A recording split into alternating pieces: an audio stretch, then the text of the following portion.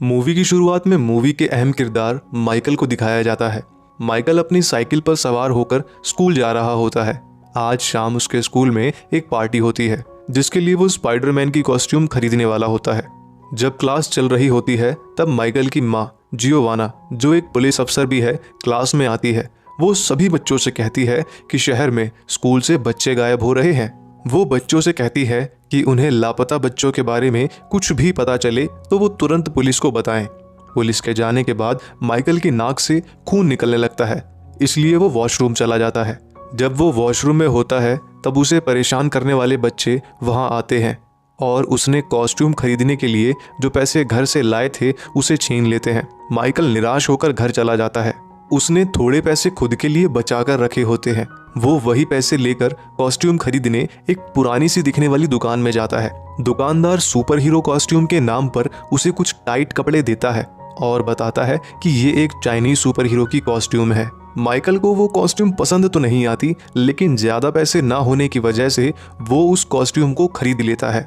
घर में आने के बाद जब वो उस कॉस्ट्यूम को पहनकर देखता है तो उसे वो कॉस्ट्यूम बिल्कुल भी पसंद नहीं आती। मायूस होकर वो पार्टी में ना जाने का फैसला करता है, लेकिन जब उसकी माँ उसे कहती है कि वो इस कॉस्ट्यूम में जच रहा है तब वो उस पार्टी में जाने के लिए तैयार हो जाता है। पार्टी में माइकल काफी मजे करता है। इसके साथ ही वो अपनी लॉन्ग टाइम क्रश स्टेला से भी बातें करता है, लेकिन उसे परेशान करने वाले लड़के स्टेला की एक वीडियो चलाते हैं। वे बताते हैं कि वो वीडियो उन्हें माइकल के फोन से मिला है। शर्म के मारे माइकल भागकर बाथरूम में छिप जाता है। उसके सारे क्लासमेट्स दरवाजा ठोकने लगते हैं। माइकल इस पूरी सिचुएशन की वजह से परेशान हो जाता है और भगवान से मन्नत मांगता है कि वो गायब हो जाए। इसके बाद वो खिड़की से वहां से भाग जाता है। अगली सुबह जब उसकी आंख खुलती है तो वो देखता है कि उसका कुत्ता उसे देखकर बार बार भौंक रहा है। माइकल उसे नजरअंदाज कर बाथरूम में जाता है। जब आईने में अपनी शक्ल देखता है तो वो दंग रह जाता है, क्योंकि वो सचमुच गायब हो गया था। माइकल अपने कपड़े उतार कर देखता है, उसका पूरा शरीर गायब हो गया था। उसी वक्त माइकल की माँ वहां आती है। माइकल उसे कहीं नजर नहीं आता। इसी बीच माइकल एक चिट्ठी लिखता है कि वो आज स्कूल जल्दी जा रहा है और उस चिट्ठी को बेड पर रख देता है। माइकल की माँ उसे पढ़ती है और अपने कमरे में चली जाती है।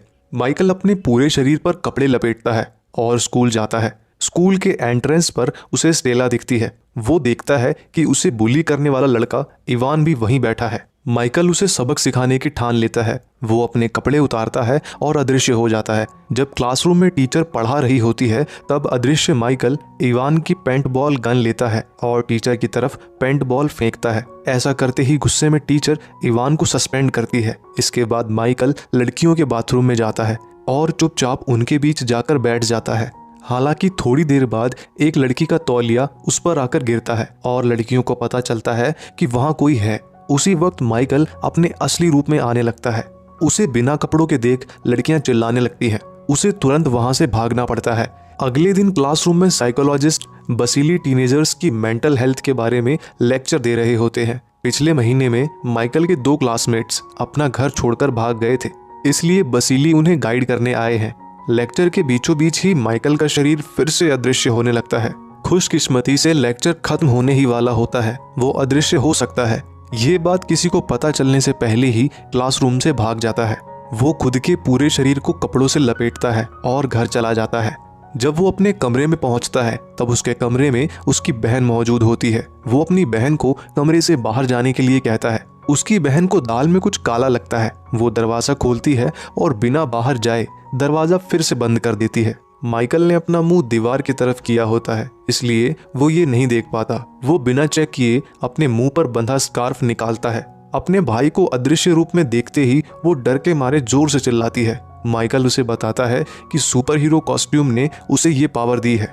उसी बीच पुलिस स्टेशन में प्रोफेसर बसीली खोए हुए बच्चों को ढूंढने में मदद कर रहा होता है। जियोवाना के मुताबिक बच्चों को किसी ने किडनैप किया है, लेकिन बसीली इसके विपरीत सोच रखता है। वो कहता है कि बच्चे इस उम्र में घर वालों से किसी बात पर नाराज होकर ऐसी गलतियां करते ही हैं। कुछ दिनों बाद वे अपने आप घर वापस लौट आएंगे। कुछ देर बाद जियोवाना अपने घर जाती है। माइकल अभी भी अदृश्य ही होता है। जियोवाना फोन पर किसी से बात करते हुए कहती है कि माइकल उसका अपना बेटा नहीं है, बल्कि उसने उसे गोद लिया है। माइकल को ये बात सुनते ही जोर का धक्का लगता है। वो मायूस होकर वहां से चला जाता है। जब वो अदृश्य रूप में झूला झूल रहा होता है तभी स्टेला वहां आती है। झूले को अपने आप हिलते हुए देखकर स्टेला को लगता है कि कोई भूत झूला झूल रहा है। वो बिना डरे उसके पास जाती है।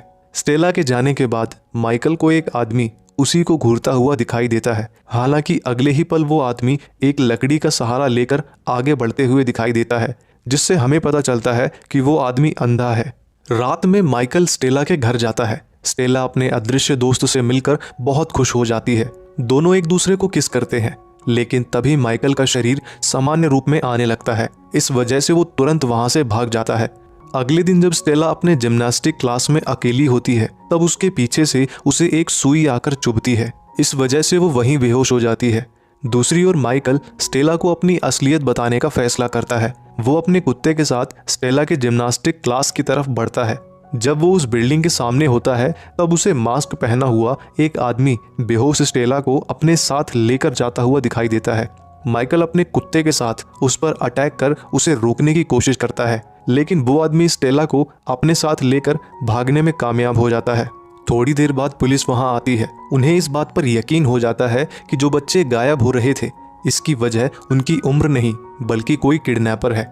जब स्टेला की आंख खुलती है तो वो खुद को किसी लैब नुमा जगह में पाती है। उसके सर पर किसी तरह के वायर्स लगे हुए होते हैं।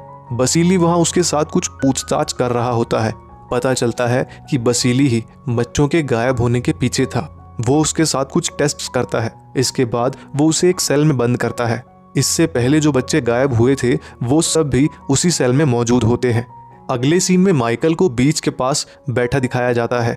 तभी वो अंधा आदमी वहां आता है जो उस दिन उसे पुल के ऊपर से देख रहा था। माइकल के दिमाग में जितने भी सवाल होते हैं वो माइकल के कुछ बोलने से पहले ही उन सभी सवालों के जवाब देता है, मानो जैसे उसे दिमाग पढ़ना आता हो। जब माइकल उसे वो कौन है ये पूछता है तो वो बताता है कि उसका नाम आंद्रेश है और वो उसका पिता है। माइकल को उस पर बिल्कुल भी यकीन नहीं होता है। तब आंद्रेश उसे अपनी कहानी सुनाता है। वो बताता है कि वो पहले रूस के छोटे से गांव में रहता था। एक दिन उसके गांव में न्यूक्लियर हमला हुआ जिसमें कई लोग मारे गए और जो बच गए उनमें कुछ अजीब से बदलाव आए, जैसे कि कुछ लोगों में आसमान में उड़ने की क्षमता आई तो कुछ लोग गायब हो सकते थे। ऐसे लोगों को स्पेशल कहा जाता था। सभी स्पेशल्स को मिलिट्री कैंप में इकट्ठा किया गया ताकि युद्ध के दौरान उनकी शक्तियों का इस्तेमाल किया जा सके।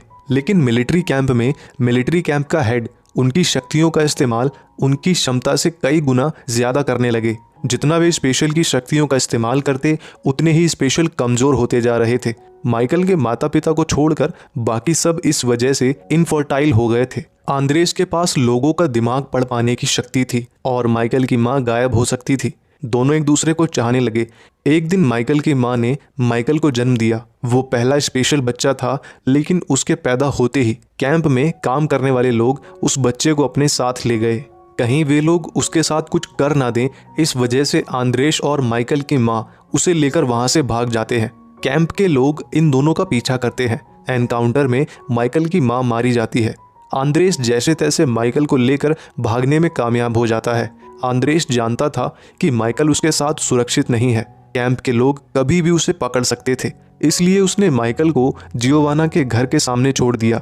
इससे पहले उसने जियोवाना का दिमाग पढ़कर ये पुष्टि कर ली थी कि जियोवाना एक अच्छे दिल की औरत है। आगे आंद्रेस माइकल को बताता है कि अब उन लोगों ने पता लगा लिया है कि स्पेशल किड यानी माइकल इसी गांव में रहता है। उन्हें बस ये नहीं पता है कि वो बच्चा कौन है। इसी वजह से वे लोग बच्चों को किडनैप कर रहे हैं ताकि उन पर टेस्ट कर ये पता लगाया जा सके कि स्पेशल किड कौन है। तभी आंद्रेस समझ जाता है कि कोई उनकी बातें सुन रहा है। ऊपर एक आदमी होता है जिसे आंद्रेस पर शक होता है और वो पुलिस को कॉल करता है। आंद्रेस माइकल को एक ड्रेस देता है जो उसकी बॉडी के साथ साथ अदृश्य हो सकती थी। इसके बाद आंद्रेस अपनी बातें सुन रहे आदमी की याददाश्त मिटाता है और वहां से चला जाता है। पुलिस बसीली के साथ वहां आती है, लेकिन उन्हें कुछ हासिल नहीं होता। जियोवाना बसीली को बताती है कि माइकल उसका गोद लिया हुआ बच्चा है। बसीली को माइकल पर उसके स्पेशल किड होने पर शक होता है। वो माइकल को किसी बहाने से अपने घर ले जाता है। माइकल की नज़र बसीली के हाथ पर पड़ती है। वो देखता है कि बसीली के हाथ पर उसी जगह चोट लगी है जहां उसके कुत्ते ने उसे काटा था। वो तुरंत वहां से भागने की कोशिश करता है, लेकिन बसीली ने पहले ही सारे दरवाजे बंद कर दिए थे। माइकल एक कमरे में खुद को बंद कर देता है और अपने कपड़े निकालकर गायब हो जाता है। वो वहाँ से भागने में कामयाब हो जाता है। रास्ते में माइकल को उसे परेशान करने वाला क्लासमेट इवान मिलता है। वो इवान की बाइक की पिछली सीट पर बैठ जाता है और उसे वहाँ से जल्दी से भागने के लिए कहता है। हड़बड़ी में इवान उसकी बात मान लेता है और दोनों वहाँ से निकल जाते हैं। जब वे दोनों एक सुरक्षित जगह पहुँच जाते हैं, माइकल इवान के सामने आता है। वो उसे बसीली के बारे में भी बताता है। उसी बीच उस कैद खाने में उन बच्चों को एक छोटी सी खिड़की दिखाई देती है। तीनों एक के ऊपर एक चढ़कर स्टेला उस कैद खाने से बाहर निकलती है। गार्ड से बचकर स्टेला एक टावर के ऊपर चढ़ती है, ये सोचकर कि उसका अदृश्य दोस्त उसे ढूंढ रहा होगा। वो सर्चिंग लाइट की मदद से आसमान में एक स्माइल फेस बनाती है।